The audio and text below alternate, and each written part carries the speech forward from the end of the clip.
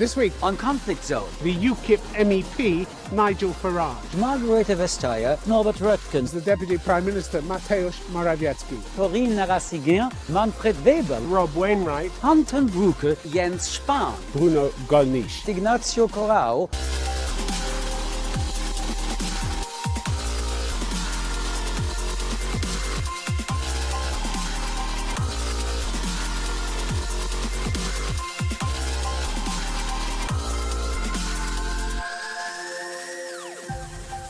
I have, over the years, worked for French companies. I've had businesses in Italy. I've married a German. I am not anti-European in any way at all. But I think that what now masquerades as Europe is a mistake and needs changing. So, do I think there are people out there in Europe that listen to what I have to say? Yes, I do. But this was your post-referendum pitch. Yeah. To the European Parliament. This was last June. I know that virtually none of you have ever done a proper job in your life, Quite right. or worked in business, Quite or right. indeed ever created a job. Quite right. And you think Quite that spot on. endears Spot on. you to Well, them. well, let me tell you something And you're about- the bridge for Britain to get a good deal as a result of this? Hang on. Well, yes, actually I do. So here's the point. The United Kingdom has just voted to leave the European Union. There's a debate here. When you said this? There's a debate here 4 days later. So I get up to speak, and 400 of them start booing and jeering. And I thought... As they still do. And I thought... As they still do, Do you Nigel know what? Farage. As they still do. Well, if they want to do that... So I thought, let them have a piece of it. What I'm saying here is this. It would be a bad thing for the peoples of Europe if the political class of Europe willfully go for a bad deal with Britain because they want to punish us, they want to discourage other people from leaving the club. And I do not think that across much of Europe that the political elites are held in any high degree of regard. So you can certainly accuse me of attacking the European elites, but my goodness me, they've given me some too. You're attacking the elites, but you are a party built and tired by elites. Mr. Grillo is, as you mentioned, a famous comedian. Casalescio, a co-founder of your party, was a rich businessman. You yourself are a lawyer and a member of Brussels elite. This is just hypocrisy. I'm a member of Brussels elite. Yeah, I was just a young person. You are in power. Your income is 5 times more than the average income of others. But you are saying that you are not the elite. It's hypocrisy, isn't it? Absolutely, absolutely.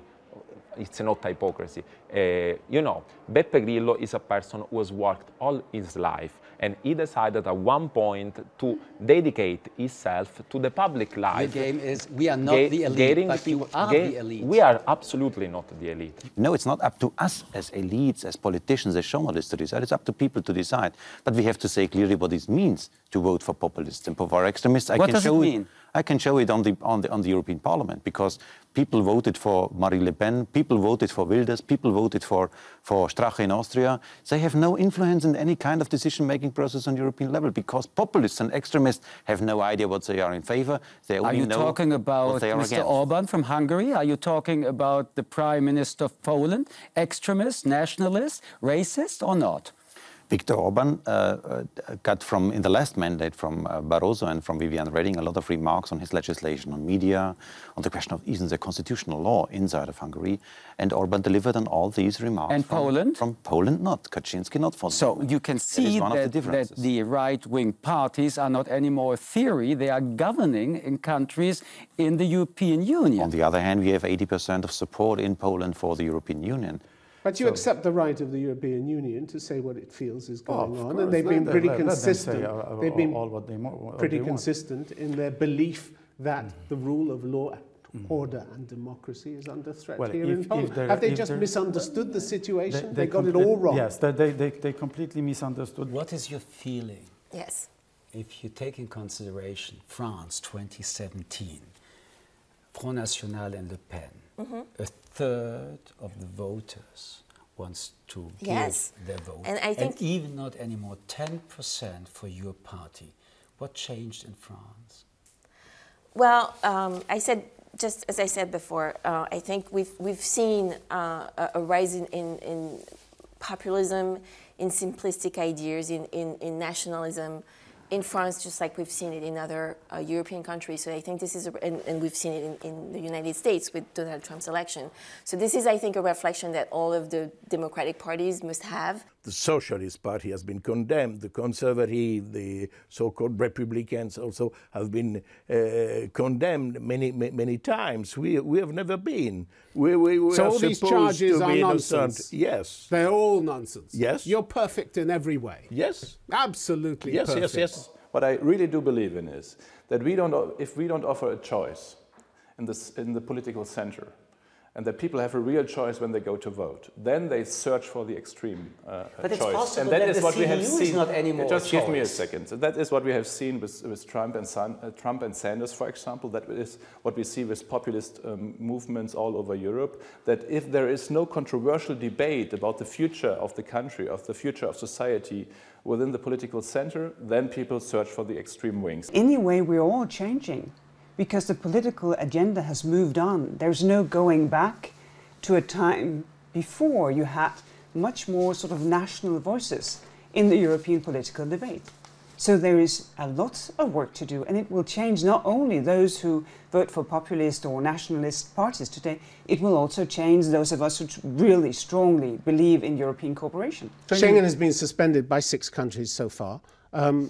Former president of France, Nicolas Sarkozy, said Schengen's dead. He's already pronounced it dead.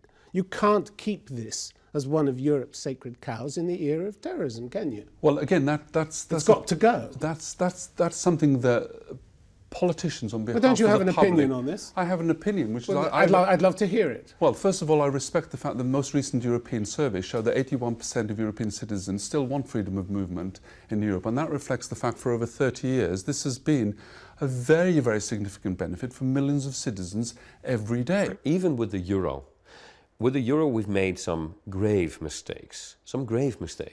For example, letting Greece be part of the euro. The euro now sometimes serves a little Only bit Greece was a mistake? As a straitjacket. Greece was certainly a mistake. I think some other countries might also have better joined later or not joined at all. Would you prefer that Greece is leaving the eurozone? No. I mean, we've done our utmost to prevent that from happening, because Greece leaving the eurozone would have meant that the euro would have fallen, and that would have taken us all down.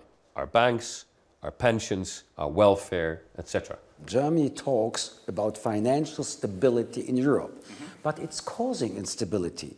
You have an 8% surplus in the current account balance, much more than it is allowed in the European Stability Pact. And yet, for example, you accuse the Greek government of violating the Stability Pact, and you're doing the same. This is hypocrisy. No. You're doing the same. You're violating the Stability Pact. No, we are not violating. 8% is more than allowed. And what shall we do? What's your proposal? I mean, what shall we forbid to export our cars? 8% are 2% more than the negotiations result was. 6%. Yes, is but allowed. everyone accepts actually that there is no real measure that we. Well, what shall we? Again, what shall we do? We have increasing wages. We have increasing salaries. We have increasing pensions. We have increasing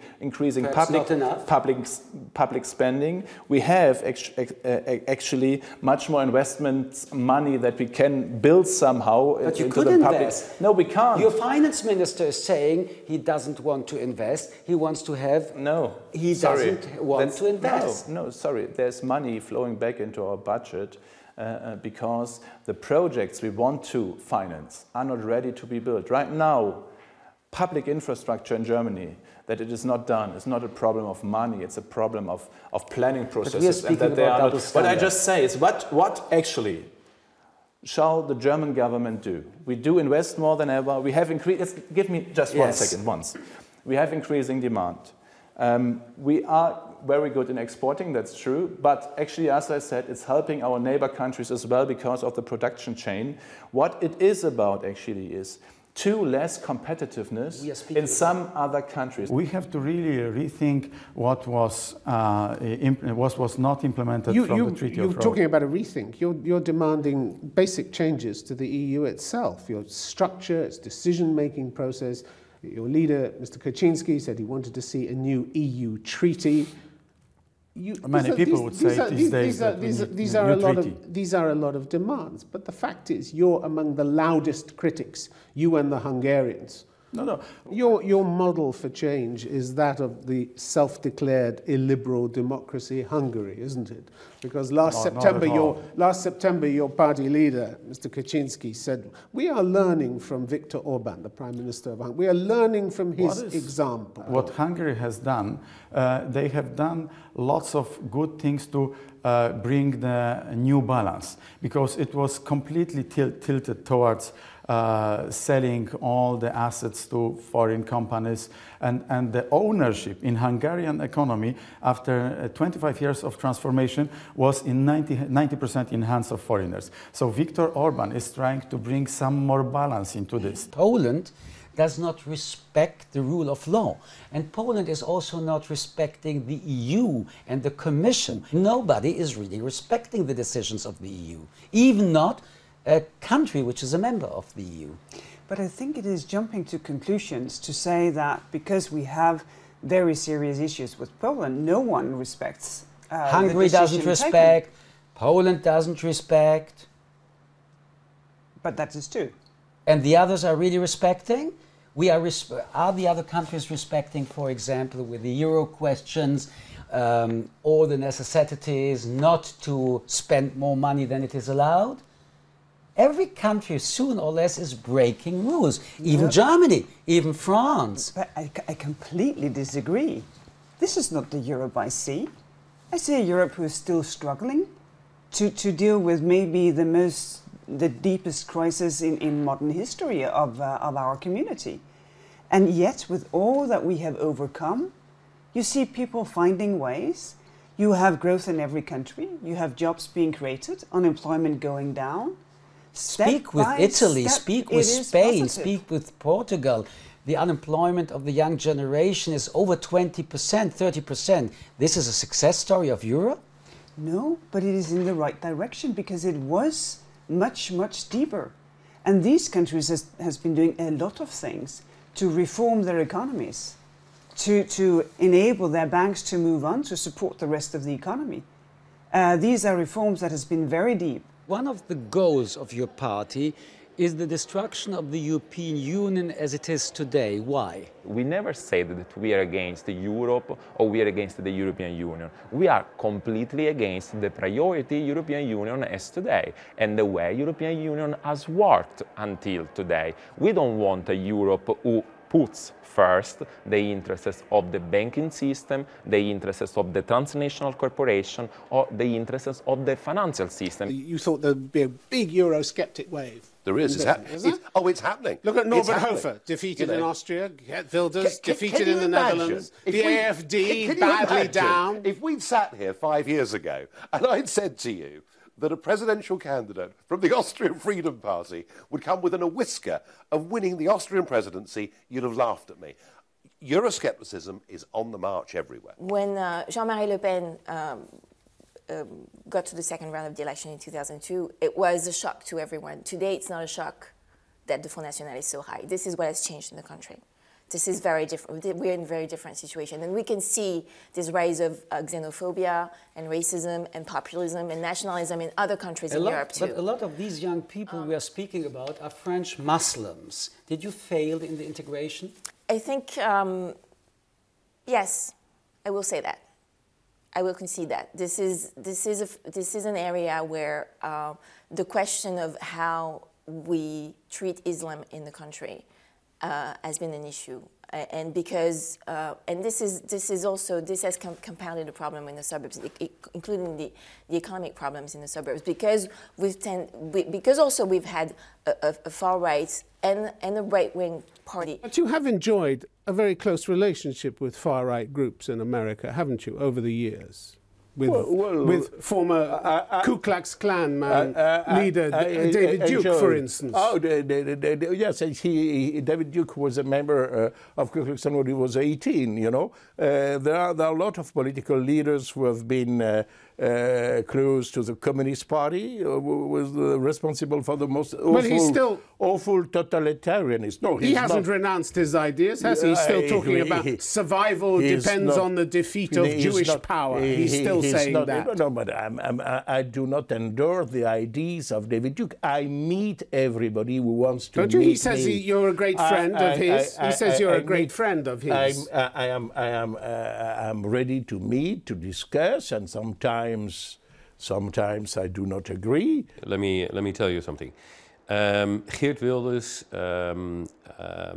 is running on an anti-immigrant, anti-Islamic platform that we see in other countries as well. This is a popular sentiment that goes very much to the heart of the anxieties of many people. And many of those people that I meet on a day-to-day basis while campaigning at this very moment, they feel that we haven't been listening to them. And I think to a large extent they are right.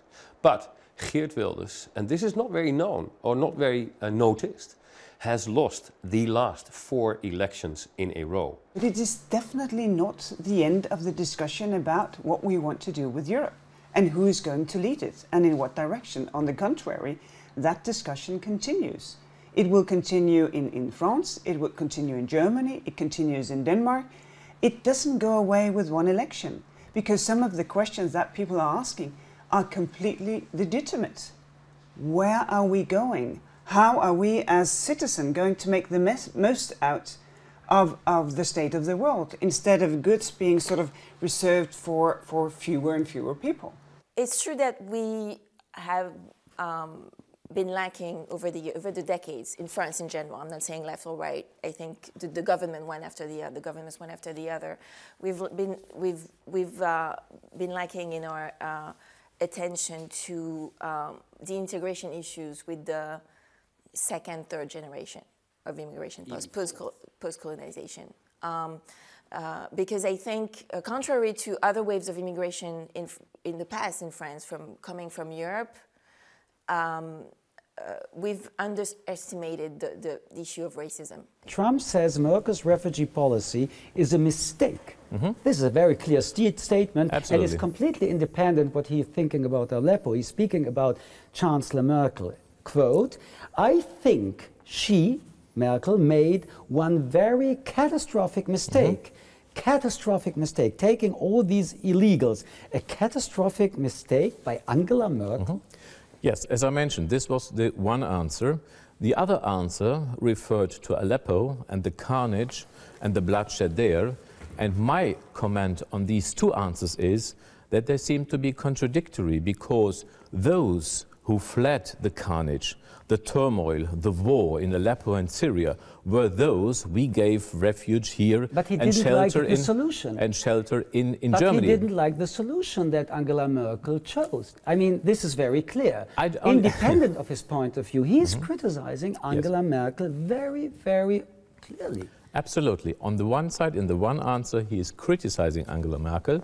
In the other answer, he appreciates. Do you really believe on this argumentation? I only want to highlight that I see in the two answers a certain contradiction.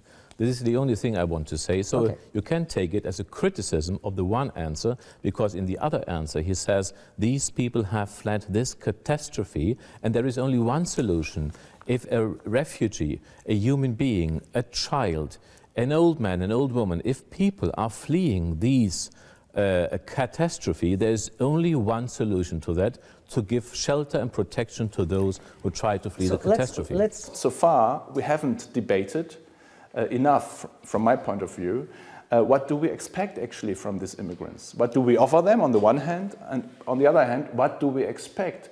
Is it just obeying the laws, or do we expect them to become part of the society, not living with us, not next to us? And that is a debate that actually should have taken place decades ago, when the first immigrants came in the 60s and 70s. But everyone feels right now this issue triggered through the migrants' situation in the past 2 years. The security issue, the question also, how are we defending the borders? Here again, are we speaking about European army? The European army is, for me, a long-term approach. Why not a short-term one? I mean, you have the refugee crisis, you have the problem of the borders. And if you ask about border control is not army. It's about border security. There's other forces we have to invest there. And there, Europe did a great step after the chaos of last year in the European Union. We invested in the Frontex. And today, in Bulgaria, on the border region to Turkey, we have European forces with the command, with the possibility to take over the command in force, and they are doing the job there. So Europe is getting step and step Mr. Trump said that his involvement in the NATO is not anymore the first priority. Is Europe, has Europe any alternative to create? He said that European everybody has to contribute, and I think this is one of the few points where Donald Trump is right. Because when you see the investments of America in our NATO security system, and when you see the investments of our taxpayers in the European Union, then it's a fair point that the Americans say, why are only we paying for the security? That is a fair point. And that's why we have to invest. And my approach is money, or soldiers? Money not first of all. Money is because we are spending a lot of money in the European Union in defense. The question is the efficiency, how good we are investing. And I would appeal if we do this more together, we would use the taxpayers' money in a more efficient way. Fivefold increase in the amount of intelligence. The number of attacks that I've seen thwarted across Europe represent a large degree of success. Not every attack, sadly, has been prevented. That doesn't mean that security cooperation in Europe is not working at all. Of course not. This is a very significant problem, as most authorities see, as we've seen sadly now in Turkey as well. There's this terrible attack in Istanbul on New Year's Eve, where it's taken at least a week for the security authorities in Turkey, who are very resourceful, very capable, still to identify him. It's the nature, I'm afraid, of this very diffuse, difficult terrorist threat for us to counter. I understand, but these were key intelligence failures, weren't they? Never mind what else is going on. These should have been stopped. I think in these particular instances should have been stopped. More should have been done to exchange the intelligence, to use the instruments of security cooperation that we have established in Europe. More should have been done to use those systems in those cases. So the public could be forgiven for saying that a lousy job was done in these two cases. Well, the public should have confidence that most terrorist attacks are stopped in Europe. Well, how can they have confidence when we look at the number of terrorist attacks that have taken place in Europe over the last 12 months, which haven't been stopped? Well, of course, every terrorist attack is a tragedy, is a human tragedy in Europe. But they should recognise that we cannot reduce the threat to zero. I think most parts of the public would understand that in the face of what they're obviously seeing around the world and the way in which we are dealing with thousands of radicalised people and a very determined and well-resourced terrorist group in ISIS that are intent on carrying the fight into our back door in Europe, as we've seen from Paris through Brussels and now in Berlin as well. And pretty good at exploiting Europe's weaknesses. Well, they do their best, but they... Well, they haven't done badly, have they? Well, they've scored some key success, what they would regard as key successes. They've carried out some spectacular attacks in Europe. Yes, they have. Spectacularly successful attacks. Absolutely. If you look at Paris, it was a game changer for our community and represented a significant challenge laid down to us to improve our game. No doubt about that. I'm the first person to admit that. What brings security to the country is the quality of your police, is the quality of your services, special services, and so on. And given all the recent polls, the level of security in the society increased. People feel more secure, and in Germany, in France, in Italy, people feel less secure. Why is this so? If one cannot challenge what is in, what we have, especially when it comes to Europe, this project that if we want to survive, if we want the project to survive, and we want to survive within the project, this whole project has been overpromised and under-delivered. Look, I think what we're actually witnessing is the European project dying before our eyes. It doesn't work. There's very little residual love for it. Yeah, I accept there are very powerful institutions that still back and support the status quo. But yeah, honestly, the life of this project is now time limited. That's a big claim. But then that's your speciality, is big claims, isn't it? And getting it right. And getting noticed. No, and getting it right. What I see that we have achieved here gives us, I think, the confidence that we can solve also crises as deep as this. Because the thing is that we have the crisis, and they are many, and most of them we haven't chosen ourselves. What we can choose is to take the responsibility to do something about it. And that responsibility and the strength to do that comes from amazing thing. This is the longest period of peace in, well, almost world history. Because Europe has never been this peaceful before. It was doable. But things are changing. Are you aware that things are changing? But what is not changing is the fact that there are humans, citizens, who want something else. And it is still, for all the crises that you're piling up, Europe is still one of the best places to live on earth in history, especially if you're a woman. And that willingness to do something about it, that should not be hampered by piling up crisis. That should be an invitation to engage and do something about it. And you find politicians in every country, you find citizens in every country who want to do something else. Then just lean back and say, oh my God, everything is falling apart, I will do nothing but protect myself. Hand on your heart, is the EU even going to exist in 5 years' time, 10 years' time? Absolutely. As it is now? As it is now, even stronger.